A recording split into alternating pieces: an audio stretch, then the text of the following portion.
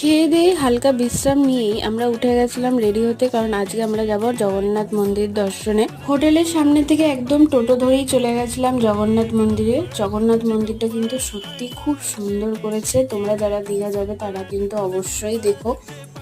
তারপরে সেখান থেকে চলে গেছিলাম একদম সি বিচে সামান্য একটু টাইম কাটিয়ে আমরা চলে এসেছিলাম ঘরে। আর আজকে আমাদের ডিনারে ছিল স্পেশাল মাটনের ঝোল, আর তার সাথে ছিল সাদা সাদা ভাত। দেখতে পাচ্ছ মাটনটা ঠিক কতটা টেস্টি লাগছে দেখে, আর খেতেও কিন্তু দুর্দান্ত হয়েছিল। এটা আমরা আলাদা করে বাইরে থেকে বানিয়েছিলাম। তার সাথে তো ছিল পেঁয়াজ, শসা, লেবু তো অবশ্যই ছিল। এই যে দেখতে পাচ্ছ গরম গরম ভাতের সাথে।